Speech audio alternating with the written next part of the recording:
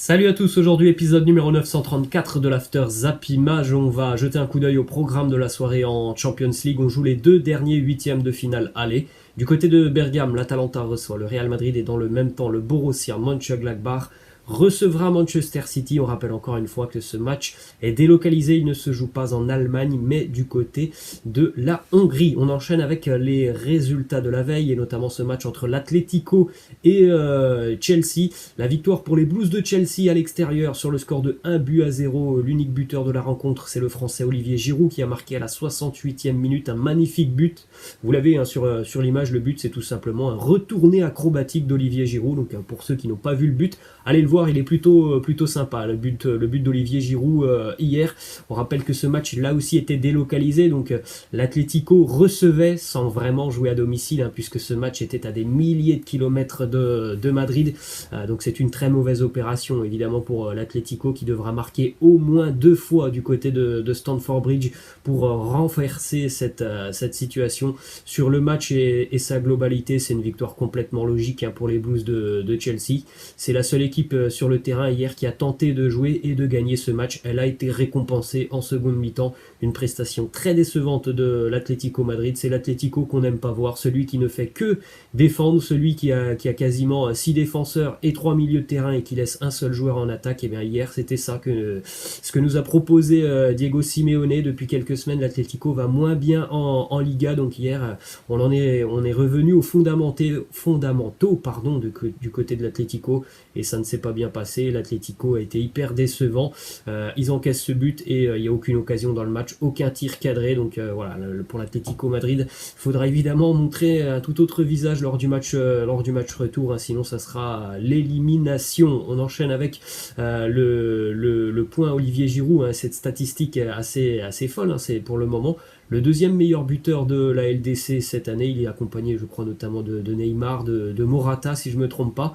Il marque en moyenne toutes les 38 minutes en Ligue des Champions. Olivier Giroud, c'est quand même assez fort. 6 buts en 5 matchs. Ensuite, une petite déclat d'Olivier Giroud qui nous dit: le football, c'est la jungle. Beaucoup d'espoir, peu d'élus, pas mal de rêves brisés. Un monde très dur. J'ai croisé des joueurs et des jeunes joueurs qui étaient certainement meilleurs que moi, mais qui n'avaient pas le mental, parce que c'est aussi ça le foot, se faire mal, encaisser, mûrir. Alors ça, c'est sûr que Olivier Giroud, c'est peut-être pas le plus grand esthète du football, c'est pas le plus grand technicien, mais en tout cas au niveau du mental, c'est quelqu'un de très très solide. Ensuite, l'autre résultat de la soirée, c'était du côté de Rome, la Lazio qui s'est fait détruire par le champion en titre, le Bayern Munich, sur le score de 4-1 pour les Bavarois, avec un but pour Lewandowski, un but pour Jamal Musiala, un but pour Leroy Sané et Francesco Acerbi qui a marqué contre son camp. Du côté de la Lazio, c'est Joaquin Correa qui a marqué. Donc évidemment le Bayern est déjà quasiment qualifié pour les quarts de finale. Ensuite, direction Madrid maintenant, 2 déclats de Ferland Mendy. Premièrement, il nous dit: je ne sais pas si je vais marquer une époque en tant que latéral comme Roberto Carlos ou Marcelo, mais moi je veux rester au Real Madrid le plus longtemps possible.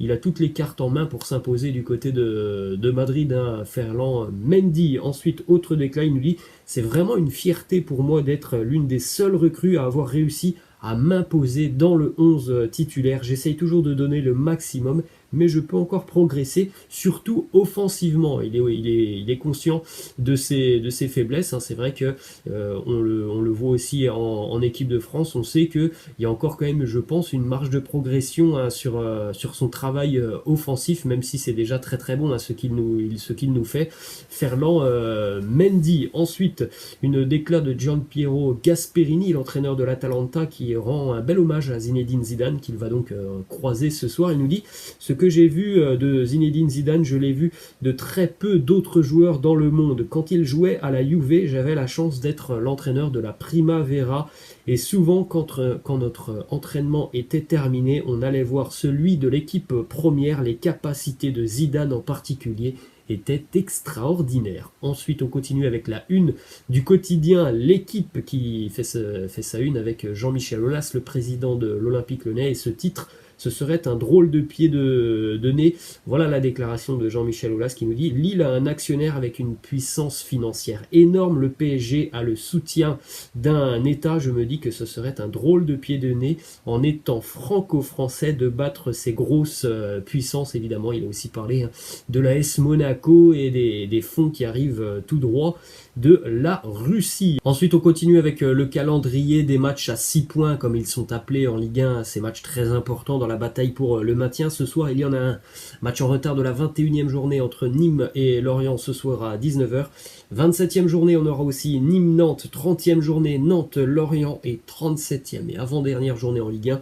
Dijon qui recevra Nantes. Bon, d'ici la 37e journée, je pense que le DFCO sera malheureusement déjà relégué en Ligue 2. Ensuite, on continue avec les statistiques comparatives du côté de Nice entre l'ère Patrick Vieira et l'ère Adrian Urcea, le nouvel entraîneur des Aiglons. Eh bien, c'était mieux avant, c'était mieux avec Patrick Vieira. En termes de points, c'était 1,55 points pris par match contre 0,8 pour Adrian Urcea. Ensuite, direction Lille avec cette petite info qui concerne le jeune Boubakary Soumaré qui est suivi notamment en Première Ligue par Leicester et Manchester City.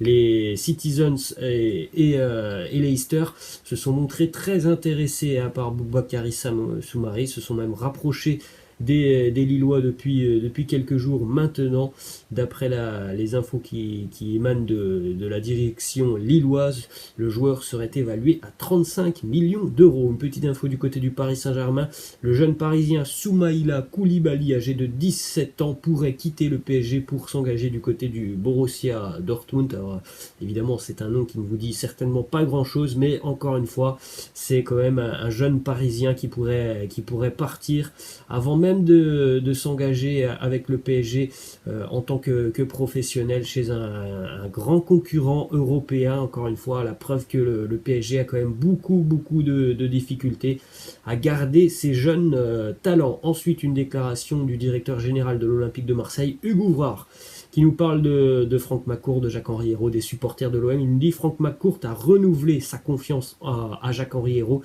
Il pense que Jacques-Henri Hérault est la bonne personne à la tête de l'OM. C'est son club. Il a mis 370 millions d'euros dedans. Il a le droit de décider qui le dirige. Je ne vous dis pas qui doit être le dirigeant de vos associations. Voilà le message passé envers les supporters de l'OM. Donc évidemment, il y a toujours une énorme tension du côté de Marseille parce que chacun campe sur ses positions. Du côté de McCourt et Hérault, on a bien compris que les deux étaient là pour encore quelques temps. Et du côté des supporters de l'OM, on n'a qu'une envie, c'est de voir partir justement Jacques-Henri Hérault et par la même occasion Franck McCourt. Ensuite, on continue du côté de Marseille avec le style Sampaoli. À quoi peut-on s'attendre avec l'arrivée imminente de l'entraîneur argentin du côté de Marseille? Eh bien, Sampaoli, c'est quand même quelqu'un qui a des idées assez similaires à Marcelo Bielsa. On pourrait donc voir l'OM vraiment une équipe, l'OM être vraiment remaniée, une équipe qui n'aurait pas du tout le même visage que ce que l'on voit depuis quelques mois maintenant du côté de Marseille, puisque Jorge Sampaoli, ce qu'il veut avant tout, c'est déjà un énorme pressing sur le terrain, beaucoup d'intensité, beaucoup de courses, de répétitions, d'efforts. Il faut récupérer la balle très vite avec Jorge Sampaoli. Il a des schémas assez particuliers, des 3-5-2, des 3-6-1. Ça, c'est un petit peu des idées de Jorge Sampaoli. Ensuite, on continue avec cette info qui concerne l'équipe de France. Dans un mois maintenant, les Bleus recevront l'Ukraine au Stade de France. Noël Le Graët, le président de la fédération, espère que le Stade de France sera rempli à 30% de sa capacité pour ce match face à l'Ukraine. Ça serait une bonne nouvelle pour le football français, mais bon, ça fait quand même 4 mois et demi maintenant qu'on n'a plus aucun spectateur dans les stades en France. Alors imaginez qu'il y en ait quand même 24 000 dans un mois maintenant du côté du Stade de France, ça me surprend un petit peu. Direction l'Espagne maintenant et Barcelone avec une info qui concerne le retour de Philippe Coutinho, qui devrait prendre encore une fois quelques semaines de retard. Il devrait finalement être de retour courant du mois de mai. Donc c'est pas pour maintenant, hein, le retour de Philippe Coutinho. Ensuite on continue avec une déclaration de Toni Frexa, on en avait parlé hier, un candidat à la présidence du côté de Barcelone. Cette fois-ci il nous annonce qu'il est déjà en train de discuter avec 3 joueurs pour le mercato estival. Il nous parle de 2 attaquants au profil différent, mais aussi d'un très grand joueur en défense. Toni Frexa, hein, qui nous parle de beaucoup de choses. Hier, il nous annonçait que c'était complètement possible, hein, pour le Barça de recruter et Haaland et Mbappé. Donc on verra, hein, évidemment ce que donneront les élections présidentielles du côté de Barcelone. On poursuit du côté de l'Angleterre maintenant avec le vestiaire des Spurs de Tottenham qui commence à en avoir marre des méthodes de José Mourinho. Le vestiaire des Spurs ne supporterait plus les méthodes d'entraînement de Mourinho. Les joueurs des Spurs demandent un retour aux méthodes de travail de Mauricio Pochettino avec plus d'entraînement, moins de jours de repos. Avec Pochettino, les Spurs en général faisaient 2 séances par jour. C'est pas le cas avec José Mourinho, c'est 1 séance par jour et visiblement on travaille beaucoup moins. Ça ne plaît plus du tout aux joueurs des Spurs. On a une décla de José Mourinho qui nous dit: Dieu merci, je ne suis plus le même, j'ai évolué. J'ai eu des problèmes dans la façon dont je réagissais avec émotion. Je créais des conflits au lieu d'apaiser. La maturité aide. Je suis confiant pour mon avenir. Toujours du côté de l'Angleterre, hier on avait un match en Premier League entre Leeds et Southampton. Une victoire pour les hommes de Bielsa sur le score de 3-0 avec un but pour Patrick Bamford, Stuart Dallas et puis l'ancien Rennais Rafinha qui a aussi marqué une très bonne opération, hein, pour Leeds qui se rapproche tranquillement du maintien en Premier League. Une petite stat aussi sur le jeune gardien français des Peacocks, Ilan Meslier, qui est devenu le premier gardien de la Premier League âgé de moins de 21 ans à comptabiliser 8 clean sheets lors d'une même saison. Bravo à Ilan Meslier. Ensuite, une petite info du côté d'Everton. Les Toffees qui s'apprêtent à changer de stade. Normalement, le nouveau stade devrait être prêt entre 2024 et 2025. Bye bye Goodison Park, voilà l'image du nouveau stade, hein, qui sera construit sur les docks de Liverpool. Le Goodison Park, hein, c'était le stade de Everton depuis 1892, donc il fermera ses portes normalement dans 4 ou 5 ans. C'est triste, encore un stade plein de charme en Angleterre, Goodison Park, qui donc sera remplacé par un tout nouveau bijou. Et on termine, les amis, du côté de Leipzig avec cette info qui concerne le jeune défenseur français du RB, Ibrahima Konaté. Il est suivi de très près par les Blues de Chelsea en vue du mercato estival. Voilà les amis, la fin de cet After Zappima. J'espère que ça vous a plu. N'hésitez pas à lâcher un petit like à la chaîne. Je vous laisse et je vous dis à la prochaine. Ciao.